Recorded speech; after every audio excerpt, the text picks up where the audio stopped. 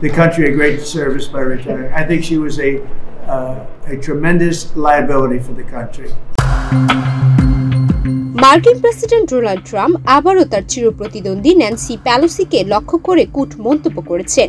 যুক্তরাষ্ট্রের ইতিহাসে প্রথম নারী হাউস স্পিকার ন্যান্সি পেলোসি সম্প্রতি কংগ্রেসের নিম্নকক্ষে হাউস অব রিপ্রেজেন্টেটিভ থেকে অবসর ঘোষণা দেওয়ার পর ট্রাম্প তাকে আখ্যা দিয়েছেন একজন শয়তান মহিলা হিসেবে। বৃহস্পতিবার ওভাল অফিসে সাংবাদিকদের এক প্রশ্নের জবাবে ট্রাম্প বলেন, আমি মনে করি তিনি ছিলেন একজন শয়তান মহিলা।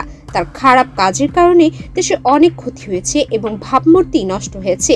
তিনি অত্যন্ত খারাপ ছিলেন। আমি মনে করি তার অবসরের ঘোষণা দেশের জন্য ভালো খবর। তিনি যুক্তরাষ্ট্রের জন্য এক বিশাল বোঝা ছিলেন।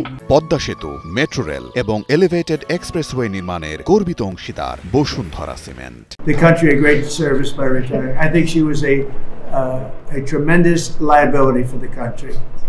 I thought she was an evil woman who did a poor job, who cost the country a lot in damages and in reputation. I thought she was terrible. 85 বছর বয়সী পেলোসি আমেরিকার রাজনীতিতে এক ঐতিহাসিক ব্যক্তিত্ব। 2003 থেকে 2023 সাল পর্যন্ত টানা 2 দশক ধরে প্রতিনিধি পরিষদে ডেমোক্রেটিক পার্টির নেতৃত্ব দিয়েছেন তিনি। 2007 সালে প্রথমবার স্পিকার নির্বাচিত হয়ে পেলোসি মার্কিন ইতিহাসে নতুন অধ্যায়ের সূচনা করেছিলেন। তার নেতৃত্বে ডেমোক্রেটরা একাধিক গুরুত্বপূর্ণ আইন পাশ করে, যার মধ্যে রয়েছে স্বাস্থ্যসেবা ও জলবায়ু সংক্রান্ত সংস্কারমূলক পদক্ষেপ। তবে ট্রাম্প ও পেলোসির রাজনৈতিক সম্পর্ক বরাবরই ছিল তিক্ত। দুই নেতার মধ্যে প্রকাশ্যে একাধিকবার সংঘাত হয়েছে।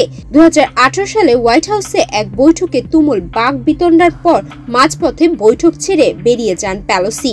ট্রাম্পকে সরাসরি বলেছিলেন, প্রেসিডেন্ট, আমারও ব্যাপক জনসমর্থন রয়েছে, আমাকে দুর্বল ভাববেন না। 2020 সালে ট্রাম্পের স্টেট অব দ্য ইউনিয়ন ভাষণের সময় সবার সামনে ভাষণের প্রতিলিপি ছিঁড়ে ফেলে বিতর্কের জন্ম দেন পেলোসি। রাজনৈতিক বিশ্লেষকেরা মনে করছেন, পেলোসির অবসরের মাধ্যমে যুক্তরাষ্ট্র রাজনীতিতে এক যুগের সমাপ্তি ঘটেছে। ডেমোক্রেটিক পার্টিতে তার নেতৃত্ব ও কৌশলগত দক্ষতা দীর্ঘদিন ধরে পার্টিকে ঐক্যবদ্ধ রেখেছিল। অন্যদিকে ট্রাম্পের সাম্প্রতিক মন্তব্যে আবার স্পষ্ট হলো, দুই প্রবীণ রাজনীতিকের তিক্ত সম্পর্কের রেশ এখনো শেষ হয়নি। পেলোসির অবসর রাজনৈতিক মঞ্চে নতুন নেতৃত্বের উত্থানের ইঙ্গিত দিচ্ছে। সুমাইয়া মিতু, বাংলাদেশ প্রতিদিন।